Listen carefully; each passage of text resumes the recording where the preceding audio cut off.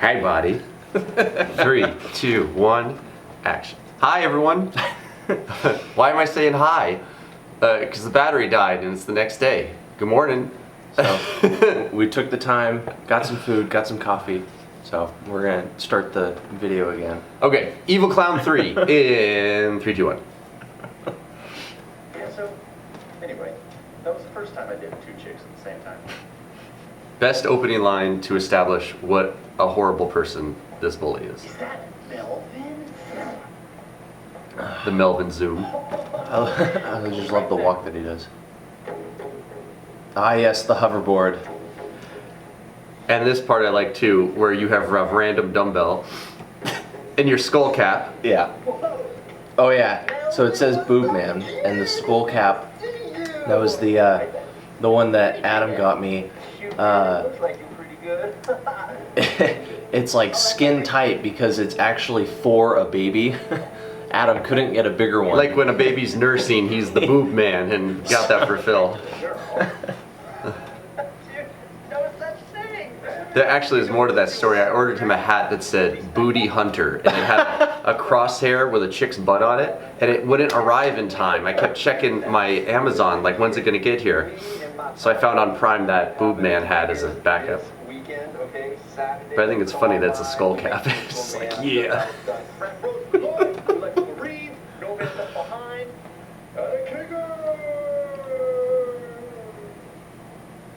So it's like 80s gang, and then it's like modern gang in Evil Clown 2, and then it's like frat gang. Frat bro. This is Phil's hoverboard that he's on, and that I'm on, and I think that I thought it would be good that they would be on hoverboards, and then the Evil Clown could get the hoverboard.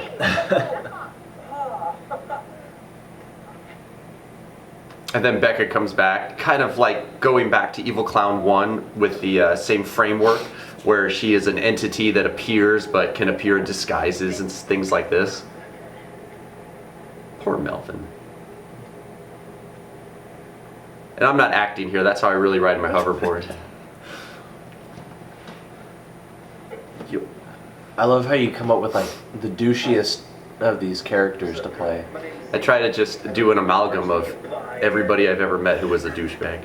Phil laughed so hard in real life. Bye, Amy. Bye, Amy. What is that? What does it look like? Okay, look. I think Let me touch it. that you should have And again, no blood, but it still works. You know, it's just that we have to make adjustments. You know, such is life. And I like that she's like the Emperor from Star Wars.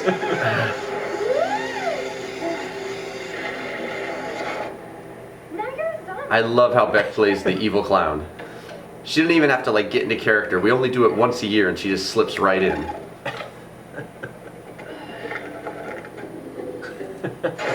Someone left a comment and they said, wow, obviously she's wearing a wig. That is Becca's real hair styled as a mohawk. Yeah. She did it for Phil's music video, and then I liked it so much I was like, well, we should have the evil clown do that. It's always like to give the evil clown a different hairdo, especially after Beck cut her hair and we could buy wigs and stuff, which she hates. This is one of my favorite scenes of this video. Zeke, that's your name. Yeah, Zeke Laser Punch. Zeke Laser Punch. I like that she's controlling me like a puppet, and she makes me do Thriller. I like how we just don't even know how to react to you dancing like that. There's a line that Victor says. Zeke don't dance. And that was the funniest thing because it was like, this is how Victor knows something's up. It's not that he's out there he like has a to run zombie. away. It's because Zeke don't dance. There's something wrong. Zeke would never dance.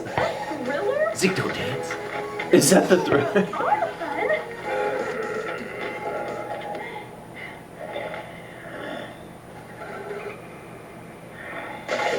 Yes. And that's the callback to Evil Clown 1 with Vic, but I used the same audio from Evil Clown 1. So it has an echo. This was Phil's idea. The body spin. Thought it Add came on out to the head spin. Yeah, thought it came out real good. You guys look like you had fun running around. We did. It was nice being outside for this one too. Yeah. We didn't have to worry about screaming, and we could just be loud and have fun. Oh wait, back it up, back it up. How far? Right there, right there. Look, wait. Good idea. Someone's in the background. Was that Vic? I think it was Victor sitting there. Because this was filmed over 2 days, which was great, because usually the evil clowns take like 3 to 4. This was Phil's shot too. You have a good eye. Real good eye. I like that the zombie is their is their new nemesis. You know, King Barbecue comes in later, but giving them something else, just adding to the monsters. And then Kate, the black belt in real life, comes in and just kicks ass. There's this part here that I think is always satisfying for people. Yeah. Like, Kate's a real nice person, but there's something very satisfying about breaking things on someone's head. It's like cathartic. It's like getting stuff out of your system. I love how every time we use any of those breakable props, like every 1 in 10 doesn't break quite properly, and it actually hurts us. Yeah. I think it's something to do with the way they're made. Some of them are more Oh, solid. look at that stance. I like how he comes from nowhere. Yeah. That was the last shot of Evil Clown 3. That was after we filmed everything. We had to come back and get that one shot. What is she doing? I don't know, man. She's freaking me out. I like Dan here. Yeah, I'm a wonderful. Hot. Hot. Becca hurt her knees doing this dance. And there's my cameo, my shadow. Oh. Oh, I'm sorry. That's a fake rock. That's the rock from Deathstroke versus Batgirl and Nightwing. And Josh tried to break it over my head because I thought it was breakable. It's not breakable? It's not. I had to find that out the hard way. Allie running in high heels up a mountain like for 7 or 8 takes. Kick her in the balls. I love the little one-liners that we do. Like anytime there's just a pause, like a break in the action, we throw in like a random line like that. I like that too. Most of those are all improv in the moment. I like how it's like add insult to injury, where the boys see their friend get her head chopped off, but then she like kicks the head Kicks out. it at us, yeah.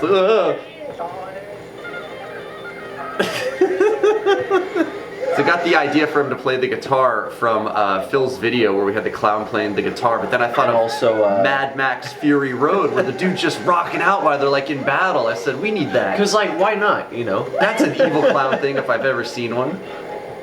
Oh, here it comes. Oh yeah, here's Vic's name in the video.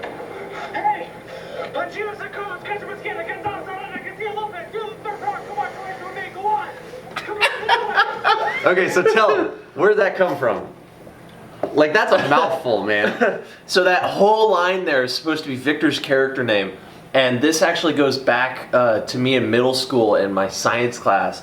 My class had a project. We're studying the human body, and we had a big piece of poster paper with a human outline on it, and we had to get in groups, and each group was assigned a different organ, and we had to make like paper cutouts of these organs and then put them on the body. And this is like 6th grade, you know, we're all kids.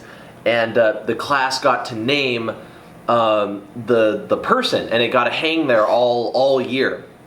And other classes came up with names like, you know, Jim or Bob or whatever. And my class, for whatever reason, came up with this ridiculous long name. Do it. Can you do it? Off the top of I your think head? I can. So it's Panchito San Carlos, Cacho Mosqueda, Gonzalez Arana, Garcia Lopez, 2 to the 3rd power, Camacho Echo, and Mexico Juan. So it's like, it's not even a name. You know, it's got names in there, and then all of a sudden there's 2 to the 3rd power literally in the middle.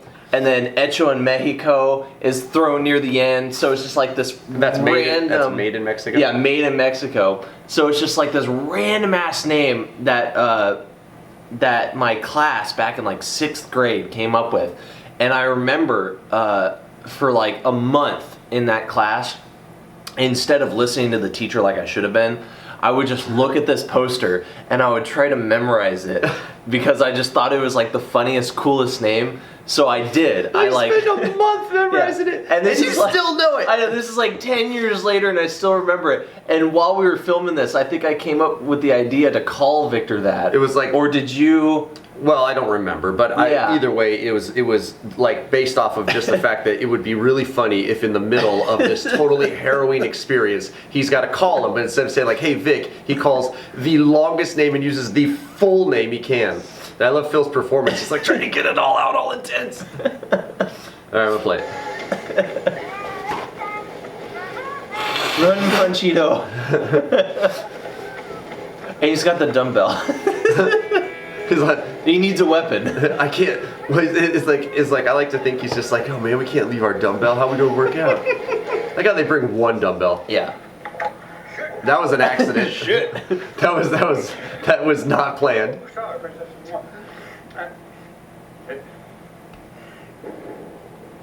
What's that smell? Okay, I think we're in the clear. Jerry. No matter what, he doesn't process that his name is anything other than Jerry, and I don't know why. Honestly, I'm thinking back to like all the different characters that we've played, and one of my favorite interactions is always between you as King Barbecue and Dan as Melvin. I always love the scenes between you two. It's like this weird friendship, but you want to cook him. Yeah, you know? it's like the whole time. It's like he your loves. buddies. It's like Yeah. he loves Melvin, but he just needs to cook him for whatever the reason. He's just never tasted anything so good. Here's my Darth Maul. Yeah.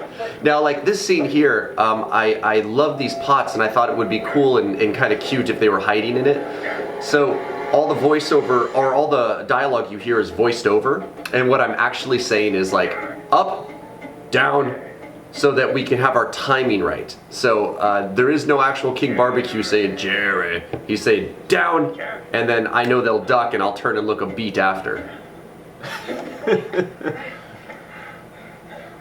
What are you doing? Getting ready?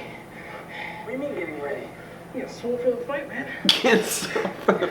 It's such a bro thing to say. Such bros. That was Dan's favorite line was, where are you? I smell you. Dan. Yeah. Dan's voice, man. That was a great effect by Billy. Was that one Billy? Yeah. Yeah, we now have two good friends who help us out with the special effects and the post-production. We have Billy, what's his last name? Billy Higgins and Nick Asbill. Very awesome guys, and they do an amazing job. Because I think a lot of the special effects that we added really help with some of the stuff that we're going through. So Dan kept doing that. I was like, you should do that in the video and have Kate do it. And we had to coax Kate into doing a dab. Kate would never dab. In Evil Clown 4, Dan tried to have a similar thing, and he tried to get Kate to floss like in Fortnite. She absolutely refused, and we couldn't do it. Sorry, you're dying. Maybe a kiss would help. Like he's gonna get eaten by this puppet. It's funny how weird things grab the attention. Like when I saw that puppet, it was like in Walmart or something like that, and I just thought to myself, the Evil Clown should have a little sock puppet. And then production value here, just running over here by these trucks. Product placement. Yeah, this is kind of neat. You know, it's something different.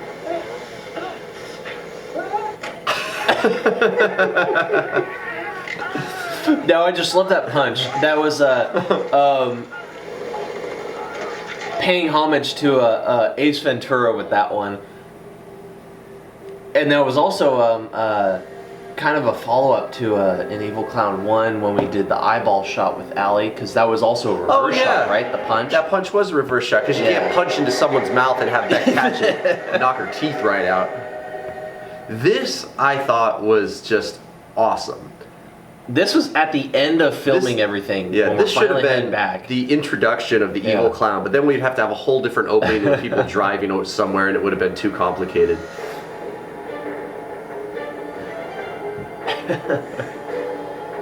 I think Beck like not having to wear a wig or anything in this video. Made her happy. More energy. Get that out.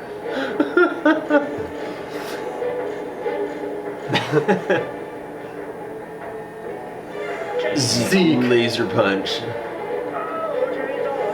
Now you had told me every one of your bully characters. Oh yeah, it's like is I named always laser punch. Yeah, I always imagine them being a family, and then in Evil Clown 4, I want to make him Dick Laser Punch. It's like he's just the worst.